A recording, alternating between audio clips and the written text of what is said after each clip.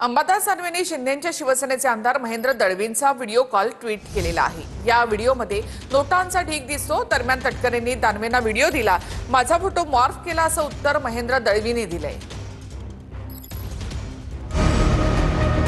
ठाकरेंच्या शिवसेनेचे नेते अंबादास दानवेंनी पोस्ट केलेल्या एका व्हिडिओमुळे खळबळ माजली। दानवेंनी शिंदेच्या शिवसेनेचे आमदार महेंद्र दळवी यांचा एक व्हिडिओ पोस्ट केला। या व्हिडिओमध्ये महेंद्र दळवी व्हिडिओ कॉलवर बोलताना दिसतात। दळवींच्या समोर एक लाल शर्ट घातलेली व्यक्ती आहे आणि त्या व्यक्तीच्या समोर नोटांचा अक्षरशः ढीग आहे। हा व्हिडिओ पोस्ट करून दानवेंनी मुख्यमंत्री फडणवीस आणि उपमुख्यमंत्री शिंदेंना सवाल केलाय। या सरकारकडे फक्त शेतकरी कर्जमाफीसाठी पैसा नाही, बाकी सगळं ओके आहे। जनतेला जरा सांगा, मुख्यमंत्री फडणवीस आणि शिंदेजी हे आमदार कोण आहेत आणि पैशांच्या गड्ड्यांसह काय करतायत, अशी पोस्ट अंबादास दानवेंनी केली। एकीकडे शेतकऱ्यांना ज्या मदतीची गरज असताना ती दिली जात नाही, एकीकडे अशा पद्धतीने एवढ्या नोटाच्या रास, ज्याला म्हणतात धान्याची जशी रास अशी तशी नोटांची रास या मंत्र्यांकडे, या आमदारांकडे पडलेली आहे। माझा मुद्दा तोच आहे की एकीकडे शेतकरी दिवाळी साजरा करत नाही आणि हे एकीकडे राज्याचं दिवाळं काढताय। अंबादास दानवेला बोलवता धनी कोणतरी वेगळा आहे। माझी पूर्ण खात्री आहे की रायगडच्या एका बड्या नेत्यांनी ही चुकीच्या पद्धतीने यांना कोणाला दुःख झालं? सुनील तटकरे 100% ना, कारण जे सत्य आहे ते आम्ही बोललो। हे 100% सांगते की त्या व्हिडिओमध्ये तुम्ही नाही आहात। 100% नाही आहे। त्याने तो अगदी मागच्या कोण दाखवलेला व्हिडिओ तो म्हणजे मॉर्फ केलाय, मॉर केलेला आहे। अत्यंत बेजबाबदार निखालसपणाने खोटे केलेले हे आरोप आहेत।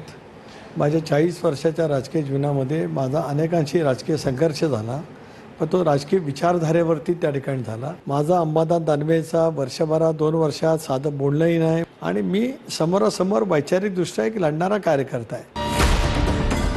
दरम्यान आमदार महेंद्र दळवींचा व्हिडिओ फेक असल्याचा दावा त्यांच्या पत्नीने केलाय। महेंद्र दळवी यांच्या पत्नी मानसी दळवी यांनी या विरोधात अलिबागमध्ये निषेध मोर्चाचं आयोजन केलं। अंबादास दानवेंनी चेहऱ्यासहित तो व्हिडिओ रिलीज करावा असं आव्हान मानसी दळवी यांनी दिलंय। ती पूर्ण फेक व्हिडिओ आहे, कारण त्याच्यामध्ये प्रामुख्यानं निदर्शनात येतं की त्यांच्या हाताला घड्याळ जे आहे ते घड्याळ गोल्डन पट्ट्याचं आहे आणि ते गोल्डन पट्ट्याचं घड्याळ हे आयुष्यात आमदार साहेबांनी कधी वापरलं नाही। माझं त्यांना हे आव्हान असेल दानवे साहेबांना की त्यांनी चेहऱ्यासकट ती व्हिडिओ सिद्ध करावी आणि अशा आरोप करताना पुरावे सादर करावे। फलटणमधील महिला डॉक्टर प्रकरणामध्ये एसआयटी तपास किती दिवसांमध्ये पूर्ण होणार, असा सवाल भाजपच्या अमित साटम यांनी विधानसभेत उपस्थित केला। दरम्यान या प्रकरणामध्ये चौकशी सुरू असून न्यायाधीशांची देखील समिती नेमल्याचं मुख्यमंत्र्यांनी स्पष्ट केलंय। क्रिमिनल केसेसमध्ये असलेल्या मेडिकल रिपोर्ट्सवरती फेरफार करण्याचा दबाव तिच्यावरती या 2 अटकेत असलेल्या आरोपींपैकी एका आरोपीने टाकला असल्यामुळे त्या संदर्भातून तिने आत्महत्या केलेली आहे का, एसआयटी चौकशीचे गठन केलेले आहे, त्या एसआयटीचा तपास हा किती दिवसामध्ये पूर्ण होणार, हा माझा तिसरा स्पेसिफिक प्रश्न आहे अध्यक्ष। खूप मोठ्या प्रमाणात एक दुःखाची लाट देखील तयार झाली आणि म्हणूनच या संदर्भात आपण एसआयटी पण नेमली आणि या संदर्भात ज्युडिशियल इन्क्वायरी पण आपण नेमलेली आहे, कमिशनही नेमलेलं आहे। त्या डॉक्टर महिलेने जे काही तिच्या हातावर लिहिलेलं आहे ती तिचीच हँडरायटिंग आहे, या संदर्भात निष्पन्न झालेला तसा रिपोर्ट आलेला आहे। न्यायाधीशांची नेमणूक केली आहे, तेही याची स्वतंत्र चौकशी करतायत आणि हा जो पोलिसांचा तपास आहे हाही महिला IPS अधिकाऱ्यांच्या माध्यमातून चाललेला आहे। ती एक प्रामाणिक आणि धाडसी मुलगी होती म्हणून तिने या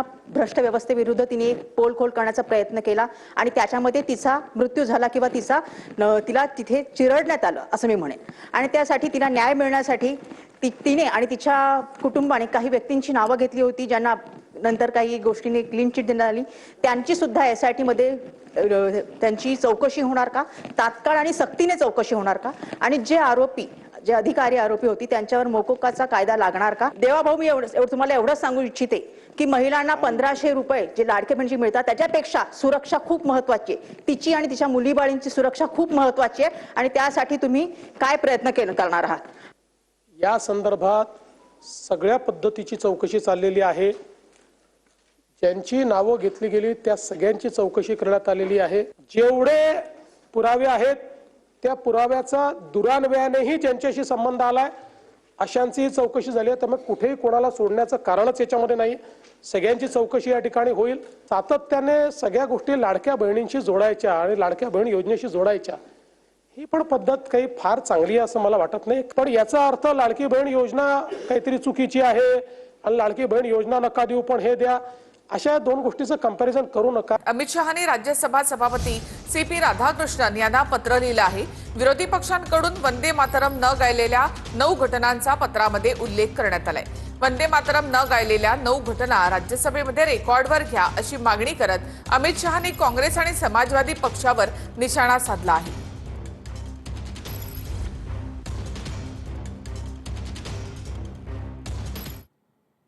तर बोरिवलीमध्ये मराठी विधवा महिलेला त्रास देणाऱ्या बिल्डरला मनसेकडनं चोप देण्यात आलाय. बिल्डर नरेंद्र गुप्ता याला मनसेच्या कार्यकर्त्यांकडनं चोप देण्यात आला. महिलेचं घर बळकावण्यासाठी बाउन्सर्स घेऊन घरामध्ये घुसण्याचा त्यानं प्रयत्न केला होता.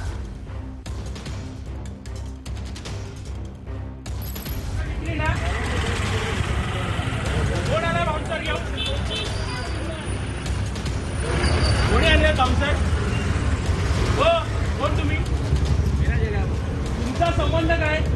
अरे मेरा जागा विकली ना, विकली किसने बोला? कोणाला विकली? हे बाउन्सर बिन्सर कशाला आणले गावात? एवढे असतील ना तेवढ्या सकट मारीन. गावात हिंमत कशी झाली घुसायची? जाऊन तिथे कोर्टात जायचं ना, मग कोर्टात जायचं ना.